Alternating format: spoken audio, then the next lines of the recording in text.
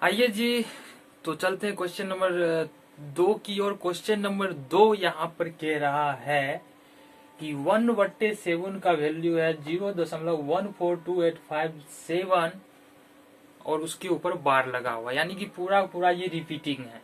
ये जितना भी देख रहा है ना, ये बार बार रिपीट होगा यहाँ से लेके यहाँ तक भाग की क्रिया में। अब ये 1/7 का वैल्यू इतना आ रहा है, तो क्या हम बिना भाग दिए हुए 2/7, 3/7, 4/7, 5/7 और 6/7 का वैल्यू हम निकाल सकते हैं या नहीं निकाल सकते हैं? यदि निकाल सकते हैं तो कैसे निकाल सकते हैं? बिल्कुल निकाल सकते हैं। अब एक चीज बताना है, 1/7 को क्या 1/7 लिख सकते हैं? अगर 1/7 को 1/7 लिखे तो इसका वैल्यू कितना आएगा 1/7, और 2/1/7 को लिखे तो 2/7 आ जाएगा, और इसी तरह से 3/1/7 लिखे तो ये 3/7 आ जाएगा। तो यही वैल्यू बार बार आ रहा है, ठीक है। और इससे हमको फायदा क्या यहाँ पर हो रहा है, तो इसी तरह से 2/1/7 लिख दिए, 3/1/7, 4/1/7, 5/1/7 और 6/1/7 लिख दिए। अब क्या करना है, सिंपली ये 1 है और 1/7 के जगह हम जो 1/7 का मान था वो रख दिए, वैल्यू आ गया हमको गुना करके 0.142857, उसके ऊपर में बार। 2/1/7 है तो इसको 2 और इससे गुना कर दिए, जो 1/7 का वैल्यू है 142,857 वैल्यू आ गया 0.285714। 3/1/7 इसी तरह से 3/1/7 का वैल्यू था, उसके बाद मल्टीप्लाई करके इतना हो गया, ठीक है। इसी तरह से बात करेंगे 4/1/7, तो 4 यहाँ, ये वाला 4 यहाँ आ गया, 1/7 के स्थान पर 1/7 का वैल्यू आ गया और मल्टीप्लाई करके इतना आ गया। इसी तरह से 5/1/7 है, तो 5, तो ये वाला 5 यहाँ आ गया, 1/7 का वैल्यू यहाँ पर दिया हुआ है इतना, ये वैल्यू रख दिए यहाँ पे, तो हमारा मल्टीप्लाई करके इतना आ गया। इसी तरह से 6/1/7 है यहाँ पर, तो 6 का वैल्यू यहाँ 6 के जगह पर ये 6 यहाँ आ गया और 1/7 का वैल्यू यहाँ पर डाल दिए, तो हमको ये मल्टीप्लाई करके इतना आ गया। तो यहाँ पर क्वेश्चन में बताया गया था कि हमको भाग नहीं देना है, लेकिन 2/7, 3/7, 4/7 का मान निकालना है। तो बिना भाग दिए हुए हम ये 2/7, 3/7 और 4/7 का वैल्यू निकाल चुके हैं, ठीक। इनका पहला क्वेश्चन है 0.6 और इसके ऊपर बार लगा हुआ है। इसको हमको P/Q के रूप में लिखना है, मतलब परिमेय संख्या के रूप में इसको लिखना है। तो परिमेय संख्या के रूप में लिखना है इसको, तो नियम बेहद ही सिंपल है। हमको ध्यान कहाँ पर देना है, ध्यान यहाँ पर देना है कि दशमलव के बाद कितना डिजिट है, 1 डिजिट है, और 1 के ऊपर बार लगाए, मतलब डेसिमल के बाद कितना डिजिट है और कितना डिजिट पे बार लगाए, इस बात पे ध्यान देना है, कितना डिजिट पर ये चिन्ह लगा हुआ है। तो दशमलव के बाद 1 डिजिट पर ये वाला चिन्ह लगा हुआ है। सबसे पहले लिखेंगे, माना कि x बराबर 0.6, उसके ऊपर ये बार, ये समीकरण 1 मान लेंगे, ठीक है। अब हमको क्या करना है, जो कि दशमलव के बाद जो है ना एक अंक पे ये चिन्ह लगा हुआ है, इसको बार बोलते हैं।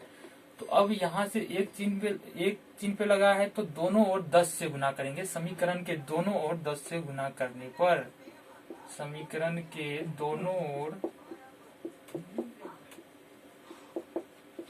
10 से गुना करने पर तो क्या हो जाएगा, 10x बराबर 6.6, ये आ जाएगा। ये समीकरण 2 मान लेते हैं। अब समीकरण 2 में से समीकरण 1 को घटाना है, समीकरण 2 में से समीकरण 1 को घटाना है। तो समीकरण 2 है हमारा 10x बराबर 6.6 के ऊपर बार, और समीकरण 1 है x बराबर 0.6 के ऊपर बार। अब घटाने पे हमको क्या आएगा माइनस 10 में से 1 9x बराबर, यहां से आ जाएगा 6.0,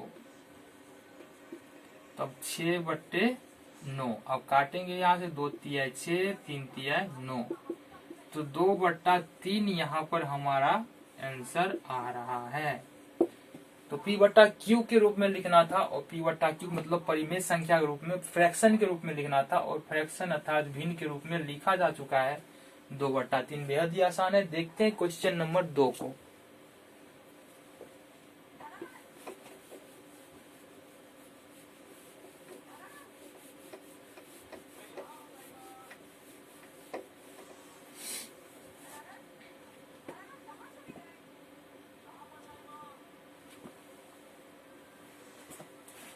क्वेश्चन नंबर 2 है 0.47 और इसके ऊपर बार लगा हुआ है। अब यहाँ पर ध्यान देने वाली बात है, पहले वाले क्वेश्चन में भी यहीं पे एक अंक पे बार था, यहाँ पर भी एक अंक के ऊपर बार है, लेकिन दशमलव के बाद यहाँ पर 2 डिजिट है।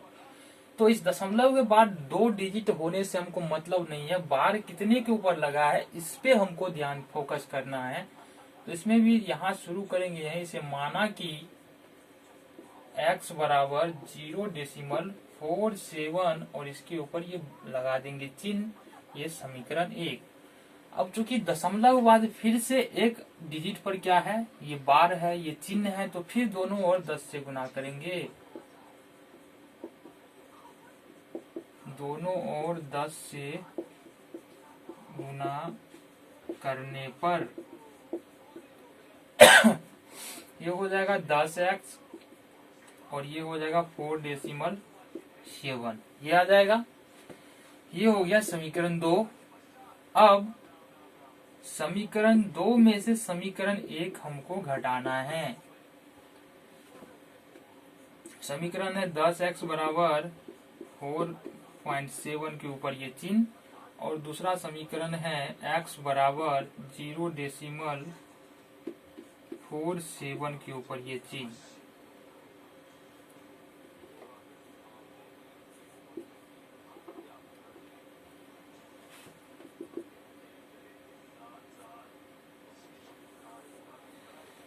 अब इसको घटा लेना है। 9x इजकल टू 7 में 7 0, 7 में 4 3, और यहाँ से डेसिमल और ये 4।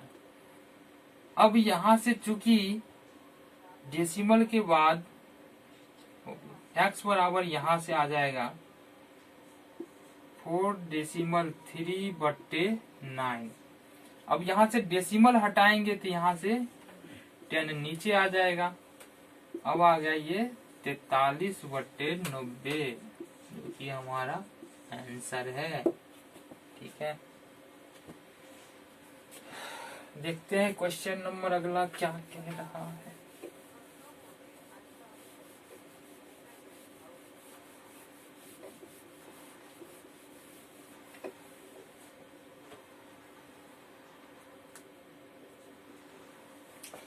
क्वेश्चन नंबर 4 है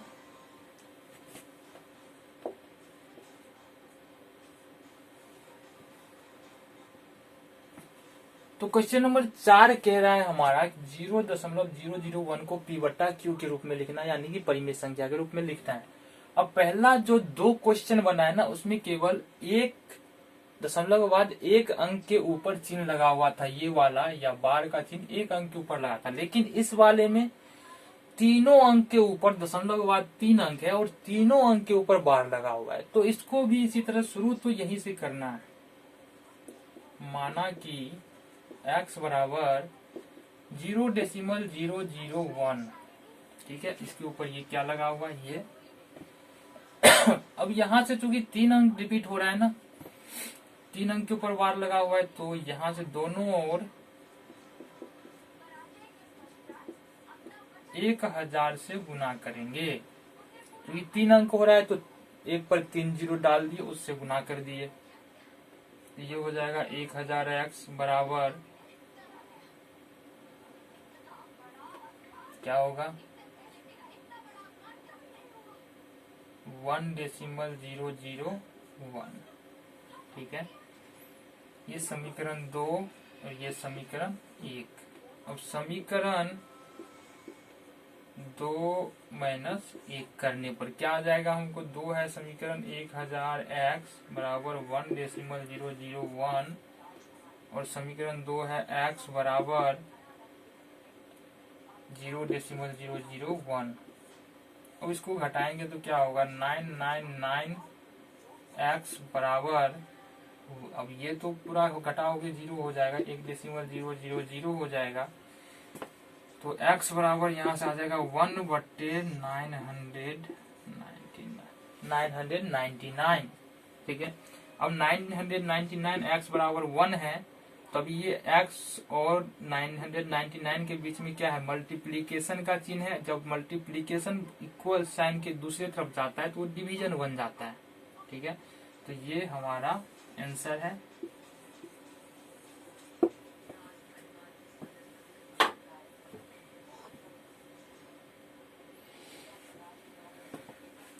तो इस तरह से खत्म होता है हमारा क्वेश्चन नंबर 3 का ये तीसरा क्वेश्चन। इस तरह से क्वेश्चन नंबर 3 हमारा समाप्त हो जाता है।